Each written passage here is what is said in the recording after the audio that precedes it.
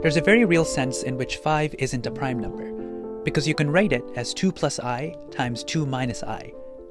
You can write it as a product of two numbers, other than just 1 times 5. This reveals something very interesting. Whether something is prime depends on the universe of numbers you're living in. What's happening visually is the following. Normally we work over the integers, that's the number line. Now we're working in a lattice in the complex plane, consisting of all complex numbers with integer coordinates. You can write 5 as 2 plus I over here times 2 minus I over here. So in this number system, 5 isn't prime. Our basic question in this video is as follows. How do the rules of number theory change when you extend your universe of numbers beyond the integers? The field of math that deals with this question is called Algebraic Number Theory. In this video, we'll first introduce the basic concepts of the subject. This will allow us to enter one of the most beautiful branches of the theory of numbers, called Iwasawa Theory. This is the branch of math that does number theory in infinite towers. The culmination of this video is the foundational result of this subject, which very loosely describes how numbers factor into primes as you climb the layers of a certain infinite tower. It's honestly one of the most beautiful theorems in number theory. Before we start, I'd like to introduce some helpful terminology. This number system that we saw is called Z adjoin I. It's the set of all complex numbers a plus bi such that a and b are integers. This is an example of something called a number ring. A number ring is a universe of numbers like the integers. Now, I'm not going to give a precise definition in this video, so the viewpoint we're taking is you know it when you see it. The main theme when studying number systems like these is that many things that we take for granted over the integers aren't true over number rings. We saw one example, 5 is no longer a prime. Another one which is more serious. Over the integers, it's a fact that every number can be factored uniquely as a product of prime numbers. This is often called the fundamental theorem of arithmetic because it's just so important. This fails quite spectacularly in other number systems. For example, consider the ring Z adjoin the square root of minus 5, the set of all complex numbers a plus b root minus 5, where a and b are integers. You can factor the number 6 in two ways. On one hand, you can write it as 2 times 3, but you can also write it as 1 plus the square root of minus 5 times 1 minus the square root of minus 5. So 6 factors as a product of primes in two different ways.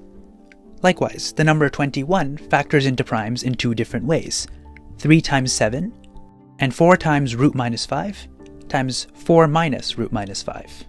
I want to stress, the problem here isn't that you can't factor numbers into primes. You totally can. Rather, you can't do so uniquely. This somehow suggests that looking at numbers and factoring them into prime numbers isn't the right way to look at things. The starting insight of algebraic number theory is, instead of looking at a single number, look at the set of all multiples of that number at the same time. As an example, consider the equation 2 times 3 equals 6. So instead of looking at the number 2, look at the set of all multiples of 2 at the same time. Instead of looking at the number 3, look at the set of all multiples of 3. Now if you multiply all the numbers here with all the numbers here in all possible combinations, you get this. Notice that the thing at the bottom is the set of all multiples of 6. This allows us to interpret 2 times 3 equals 6 in a different way. If you take all the numbers here, and you multiply them by all the numbers here, you end up with all the multiples of 6. Now, over the integers, I agree that this is a totally bizarre way to look at things, but this perspective is crucial to how we're going to think about multiplication in higher number systems. To see how it generalizes, we'll look at the properties of this set and make it into a definition. Notice that it satisfies these properties. First, it contains 0. Second, it's closed under addition and multiplication. If you add or subtract any two multiples of 2, the result is a multiple of 2. It is closed under taking multiples. If you have a multiple of 2, and you multiply it by any integer, the result is a multiple of 2. This motivates the following definition. If R is any number ring, an ideal is a subset I of R that satisfies these three same properties. First, I contains 0. Second, I is closed under addition and multiplication. And third, if x is an I, then R times x is an I, for all R in the ring R. Again, when I first saw this, it made my head want to explode, so let me just say where this is going. Originally, given a number, we factored it into a product of prime numbers. Now, given an ideal, we will factor it as a product of so-called prime ideals. For the first, we saw that unique factorization isn't true. It's not true that every number is uniquely a product of prime numbers. The point is, for the bottom, unique factorization is true. Every ideal can be written uniquely as a product of prime ideals. That's the motivation for introducing ideals in the first place. First, let's give some examples of what ideals are. In the integers, the set of all multiples of 2 is an ideal. It's written 2 with brackets around it. For another example, let's look at z adjoin I. Consider the point 1 plus I, highlighted in red. Because an ideal is closed under addition, any ideal containing this point has to contain twice that number, and 0, and all integer multiples of that number. As well, it should also contain I times that number, which is this point over here, and then all integer multiples of that number. It should also contain all possible sums of these numbers. Filling in the gaps, you get this. This is the ideal written 1 plus I in brackets. It's the set of all multiples of 1 plus I. A word of warning, both examples that we've seen, the set of all multiples of 2 and the set of all multiples of 1 plus I, have been the set of all multiples of a single number. But it's not true in general that all ideals have to be of that form. For example, we looked at that ring, z adjoin the square root of minus 5. It looks like this. Now consider these 2 points. What's the smallest ideal containing them? Well, if it contains 3, it should contain all integer multiples of 3. If it contains 1 plus root minus 5, it should contain all integer multiples of that point. If you fill in the gaps, you get this. This is the ideal written 3, 1 plus root minus 5. The ideal generated by 3 and 1 plus root minus 5. Let's see how factoring into ideals as opposed to numbers fixes our older example. So we saw that you can factor 6 in 2 ways. But now, instead of factoring the number 6, let's factor the ideal 6. It factors as a product of 4 different prime ideals as follows. If you multiply the first 2, and then the second 2, you get 6 equals 2 times 3, our first factorization. And if you multiply them in a different order, you get our second factorization. So this whole time, these 2 factorizations weren't actually different. There was just a deeper underlying factorization into ideals, and we were just grouping the terms in different ways. This is confusing, so it's worth summarizing what we've seen so far. We've seen that certain number rings fail to have unique factorization into prime numbers. The fix was, instead of factoring numbers into prime numbers, factor ideals into prime ideals. And the way this fixes things is, whenever unique factorization into numbers happens to fail, there is always a deeper factorization into ideals that works.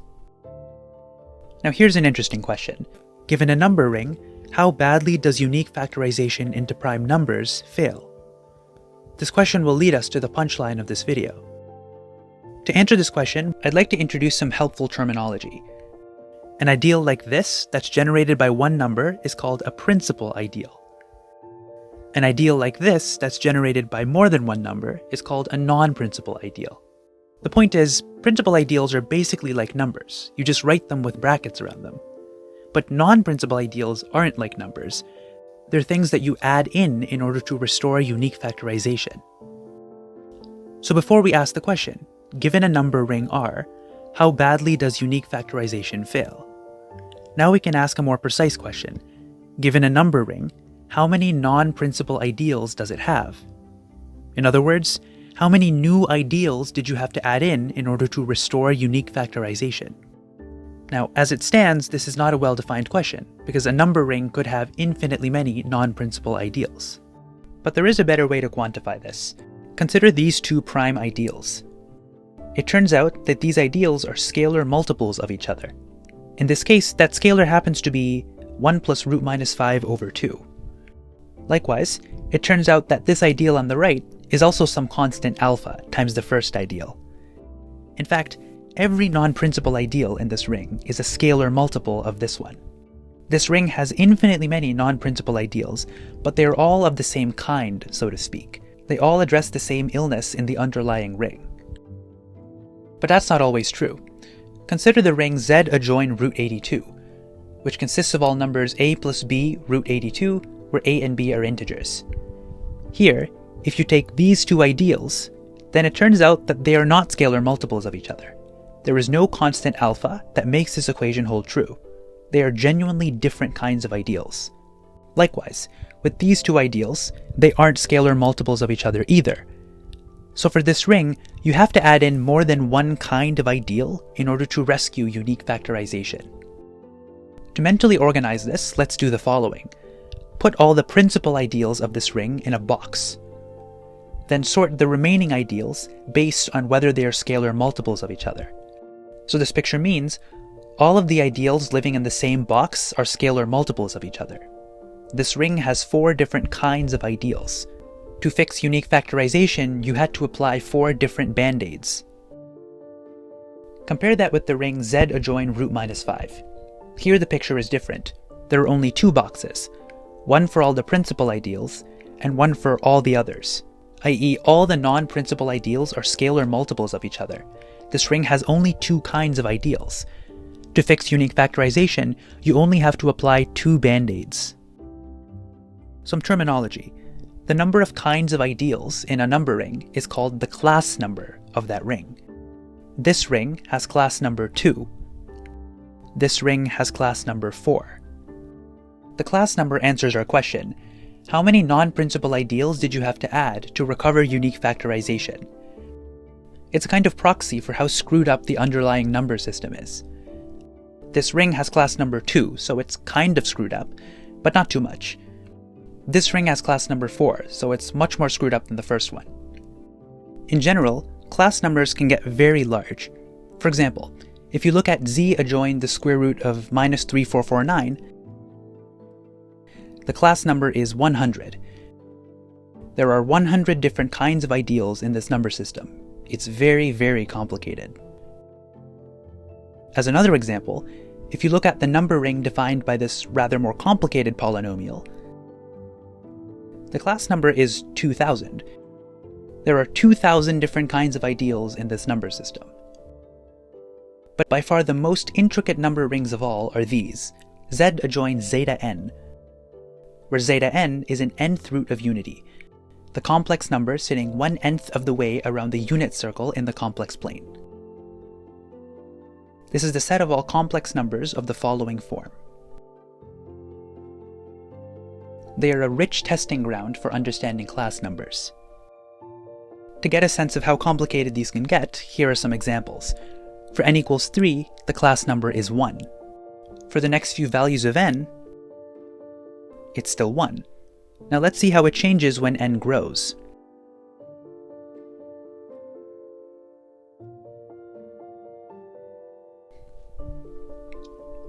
As you can see, it explodes. And I want to emphasize, this is not for shock value. These numbers mean something very specific. As an example, in Z adjoin the 23rd root of unity, the class number is 3. That means that this ring has 3 kinds of ideals. There are 3 different band-aids you need to apply in order to restore unique factorization in this ring.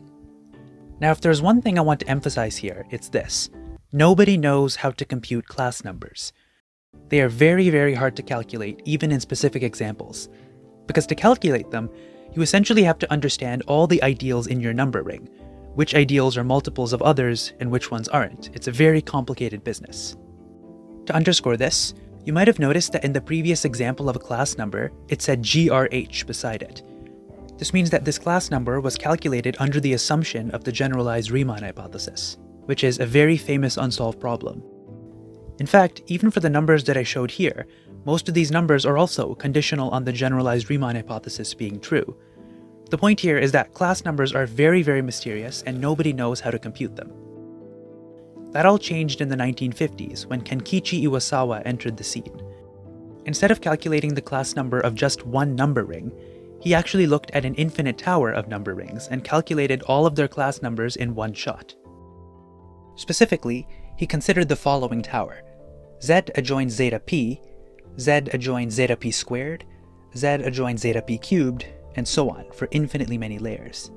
He noticed that if you looked at the class numbers in this tower, a pattern emerged. Take the case p equals 37. This is z adjoin zeta 37, z adjoin zeta 37 squared, 37 cubed, on and on forever.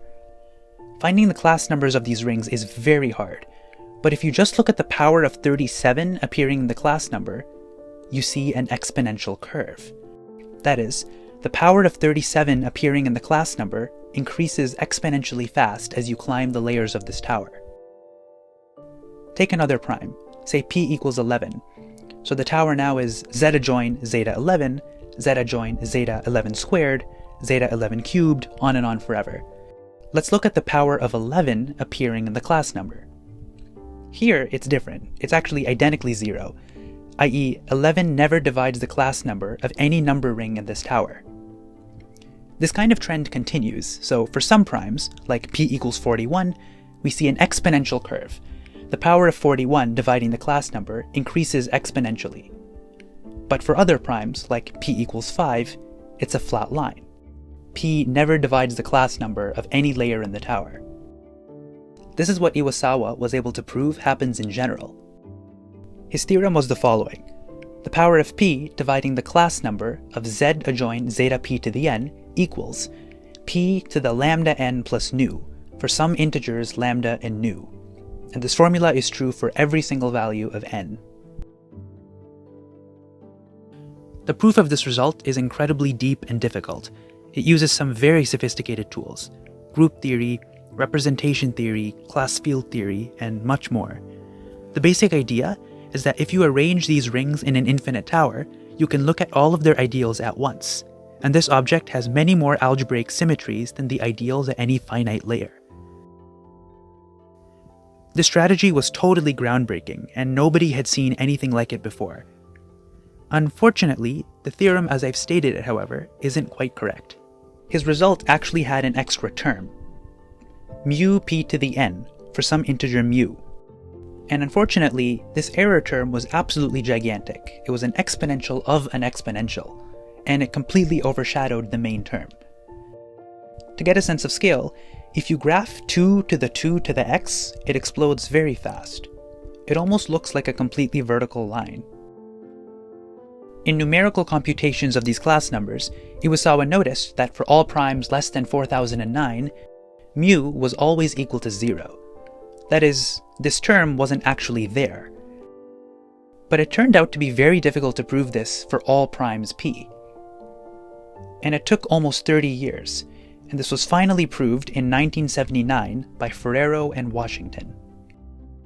They proved that for all primes p, the mu invariant of the pth cyclotomic field was 0.